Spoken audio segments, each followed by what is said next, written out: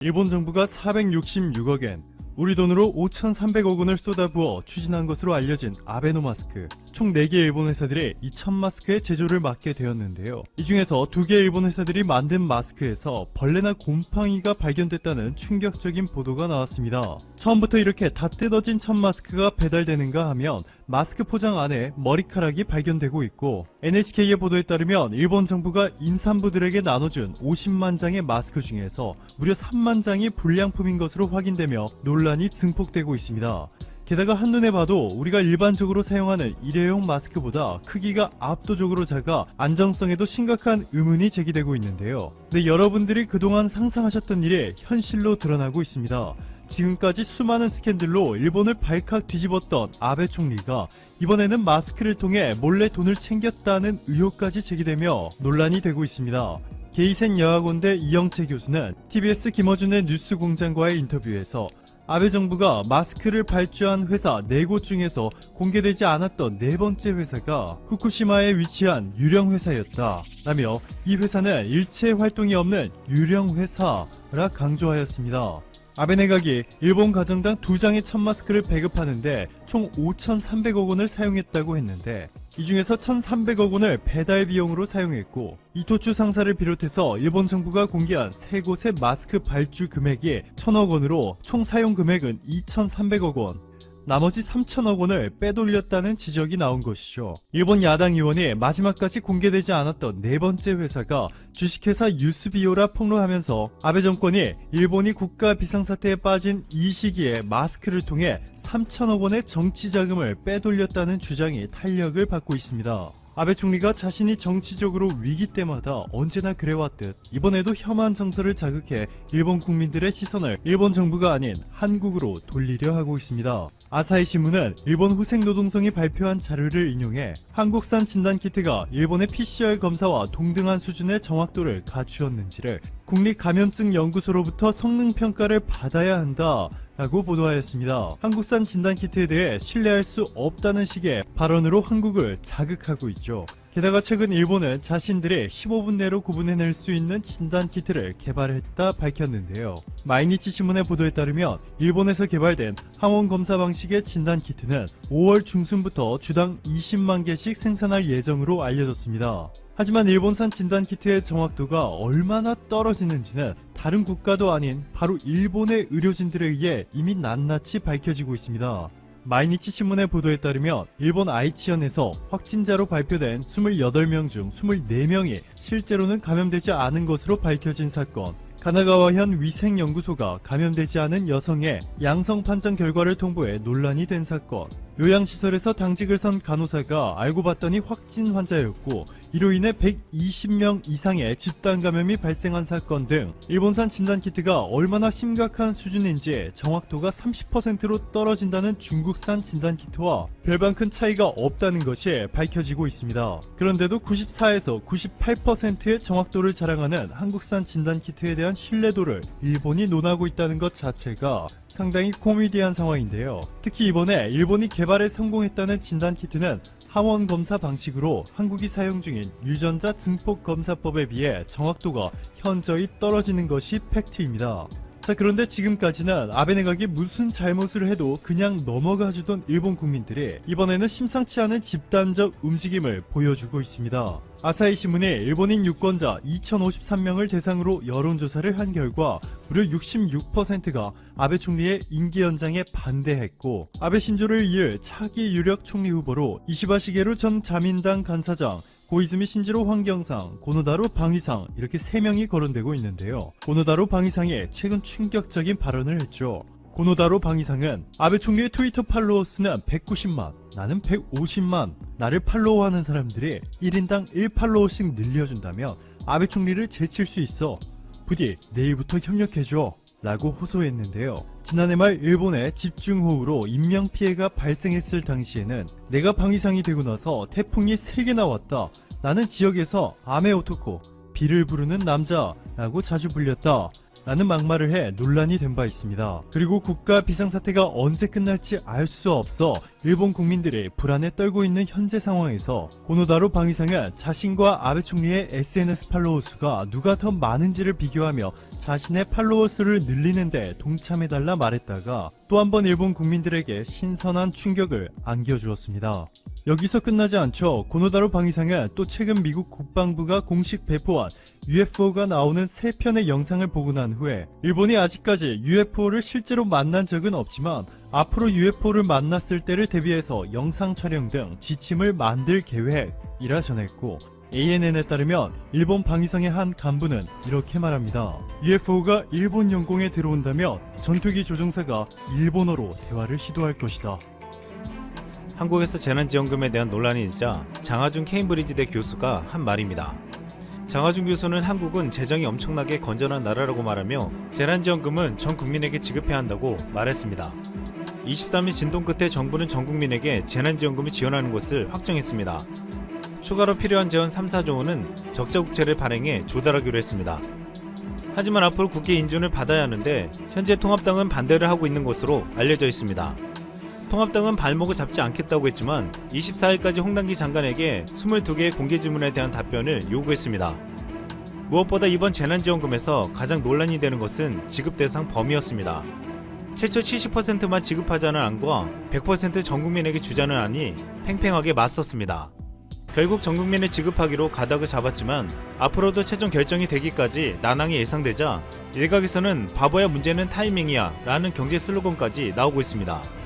지금 우리 경제는 큰 피해를 호소하며 하루가 다르게 무너져가고 있습니다.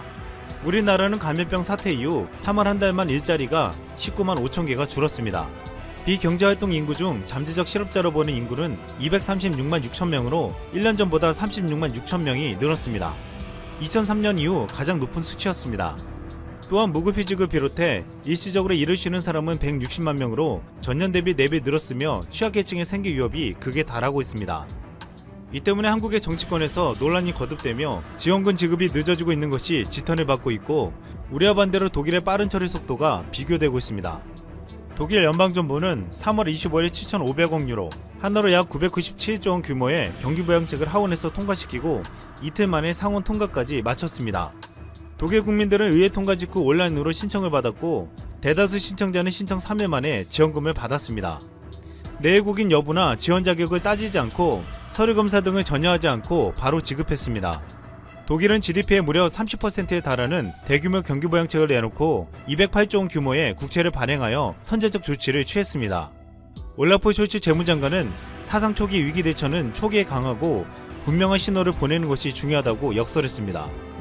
또한 스위스는 신속한 소상공인 지원을 위해 주거래 은행을 통한 대출 방식을 도입했고, 이 덕분에 3월 25일 마련한 20억 스위스 프랑, 한화로 약 25조 원 규모의 지원금 중 75%를 일주일 만에 7만 6천여 소상공인에게 대출해 주었습니다. 현재 독일이나 스위스뿐만 아니라 미국, 캐나다도 1, 2주 만에 정강석화처럼 지급되었습니다. 심지어 일본도 1인당 10만엔, 한화로 약 113만원을 현금으로 지급하는 방안이 오는 30일 국회에서 통과시킬 전망입니다. 한국은 방역은 가장 빠르게 했지만 긴급지원금 지급은 너무나도 느리다는 말이 나오고 있습니다. 일각에선 이렇게 어려운 상황에서 국가 부채를 늘리면 나라가 위기에 흔들리는 게 아니냐는 우려를 제기하고 있습니다. 하지만 객관적인 지표와 전문가들의 의견은 한국은 안전하다는 것입니다. 2019년 기준 한국의 국가 채무는 중앙정부와 지방정부를 합쳐서 728조 8천억 원으로 GDP 대비 38.1%였습니다. 또한 2018년 기준 한국의 일반정부 부채는 40.1%로 OECD국 평균 109.2%의 절반 이하에 불과했고, 미국, 일본, 영국, 프랑스, 독일, 이탈리아 모두 한국보다 높았습니다. OECD의 33개 나라 중 한국보다 부채 비율이 낮은 나라는 에스토니아, 룩셈부르크, 뉴질랜드 3나라 뿐이었습니다. 이 때문에 OECD에서는 오래전부터 한국은 돈을 더 써서 부채를 늘려도 문제가 없다고 말해왔습니다. 처음에 기획재정부가 내놓은 소득하의 70% 지급하는 재정부채 40% 기준을 고집하고 추가 국채 발행은 고려하지 않은 것이었습니다. 하지만 긴급지원금 대상을 전국민으로 확대할 경우 필요한 추가 지원 3조 원을 국채 발행으로 조달한다면 GDP 대비 국가채무 비율은 42.3%로 올해 추정치와 큰 차이가 없었습니다. 즉 이번에 나라가 3조 원의 빚을 더 져도 큰 문제가 없다는 것입니다. 우리나라는 IMF 외환위기와 글로벌 금융위기를 겪은 경험에서 재정 건전성을 중요하게 여기며 이를 지키려고 하고 있습니다. 이 때문에 기재부가 재정부채 40% 기준에 너무 매달려 재난지원금 지급 대상과 금액을 맞추려고 하는 게 아니냐는 말을 들었습니다. 이는 선진국 어디에서도 사용하지 않는 기준이고 또한 지금의 상황과는 맞지 않다는 비판을 받았습니다. 이번 경기 침체는 지난 2008년도 글로벌 금융위기를 넘어 1930년대 대공황 수준이 될 것이란 위기감이 커지면서 각국은 대대적으로 자금을 풀어 경기 부양에 나서고 있습니다. 국내 경제 전문가들은 우리도 이를 피해갈 수 없기에 재정 건전성을 지키는 것보다 당장 무너지는 국민들을 긴급하게 지원하는 것이 더 중요하다고 말하고 있습니다. 또한 기재부가 70% 지급을 주장한 이유 중 하나인 앞으로 닥칠 위기에 대비해 예산을 남겨놔야 한다는 것도 현재 우리나라의 재정 건전성으로 볼 때 다른 나라보다 문제없이 대처할 수 있을 거란 전망도 나오고 있습니다. 실제로 감염병 사태로 무역금융 지원, 항공산업 지원에 각각 수십조가 들어갈 것이고 실업급여도 증가하며 그 손실은 오래갈 것이라고 예측되고 있습니다. 지금은 1차 충격이지만 앞으로 2차, 3차를 거치며 실업자들이 늘게 되면 국가보호망을 구축해야 최악의 상황을 면할 수 있을 것이라고 보고 있습니다. 장하준 교수는 18개월 안에 백신이 나온다는 전제 아래 경제가 온전히 옛날로 돌아가려면 2년 정도 걸릴 것이라고 전망했습니다. 18개월 뒤에 백신이 나온다고 해도 도산한 기업이 정비돼야 하고 실업자가 일자리를 찾아야 한다고 했습니다. 그때가 되면 어쩔 수 없이 나라가 빚을 내야 하는 시기가 오는데 국가 부채가 낮고 재정 건전성이 높은 한국은 잘 감당할 수 있을 것이라고 보고 있습니다. 또한 한국의 방역 모델이 한국에 엄청난 재정적 이득을 안겨주었다는 평가가 나오고 있습니다. 한국은 초기에 빠르고 공격적인 대응을 통해 확산세를 잡아냈습니다. 확진자를 찾아내 격리시키고 이동 정보를 공개하며 주변 사람들을 모조리 파악해 검사받게 했습니다. 이로 인해 바이러스의 근원지를 찾아내 확산을 막아내며 다른 나라와 같이 전체 봉쇄를 하지 않아도 효과적인 방역이 가능하게 했습니다. 무엇보다 경제활동에 대한 통제를 하지 않고 바이러스를 막아낸 것은 지금 주요국에 비해 경제적 충격을 완화시킬 수 있는 요인이 되고 있습니다. 그 어떤 봉쇄령이나 이동 제한 없이 방역에 성공한 나라는 대한민국뿐이었습니다. 그런데 지금 이 시점에서 이것이 얼마나 중요한 방역 정책이 되었는지 재평가받고 있습니다. 전 세계 아직 확산세가 멈추지 않은 나라들에서 봉쇄령이 길어지자 터져 나오는 말이 있습니다. 바이러스 걸리기 전에 굶어 죽는다는 것입니다. 한순간에 일자리를 잃은 국민들은 정부가 시행하는 봉쇄령에 강력하게 저항하고 있습니다. 가장 저항이 심한 나라는 현재 최대 확진자가 나오고 있는 미국입니다. 일자리를 잃고 돈이 메말라가는 미국의 노동자들은 사회적 거리두기는커녕 한데 모여서 경제 봉쇄 조치를 해제해달라고 시위를 벌이고 있습니다. 미국의 시위대는 경제 봉쇄를 하는 것은 제정신이 아닌 공산주의라고 강력하게 비판하고 있습니다. 이러한 시위와 호소가 계속되자 어쩔 수 없이 트럼프는 주정부에 알아서 완화 조치를 내리라고 지시했습니다. 그 결과 확산세가 주춤했던 미국에서 이틀 동안 5,000명이 넘는 사람이 생명을 잃고 22일 신규 확진자도 39,500명에 달해 최대치를 기록했습니다. 또한 미국뿐만 아니라 남미나 아프리카 국가들에게서는 시위에서 더 나아가 약탈까지 벌어지고 있습니다. 유엔 세계 식량 계획은 감염병 사태로 인해 올해 2억 6,500만 명이 굶주림의 위기에 놓일 수 있다고 전망했습니다. 결국 제대로 방역 조치를 못한 나라들은 어쩔 수 없이 봉쇄령을 내려야만 했고 이로 인해 먹고 살기 힘들어진 시민들에게는 더 이상 사회적 거리두기나 방역 작업은 할 수 없었습니다. 이 때문에 한국이 시행한 빠른 검사와 더불어 봉쇄령 없이 경제활동을 유지했던 방역 방식은 어쩌면 가장 중요한 방역의 핵심이었다는 말까지 나오고 있습니다. 또한 한국은 방역의 모범적인 모델이 됨과 동시에 방역 물품을 수출하는 국가로 급부상했습니다. 위기 속의 한국은 진단키트와 의료 물품의 수출로 인해 바이오 산업이 더욱 성장하며 한국 브랜드의 위상은 높아졌습니다. 세계 경기 불황으로 인해 한국 경제도 경제적 침체를 피해갈 수는 없겠지만 경제 회복에서도 모델이 될 것이라는 전망이 나오고 있습니다. 한국을 방역 모델로 삼았던 나라들은 경제를 재건할 때도 한국을 따라하겠다고 공언하고 있습니다. 지난 20일 남아프리카 공화국 명문대 교수들은 위기 대응에서 한국을 모방해야 한다고 공개적으로 밝혔습니다. 이 교수들은 한국이 감염자들을 격리하고 접촉자들을 추적 방역함으로써 경제의 상당한 부분을 계속 개방할 수 있다는 점에 주목했습니다.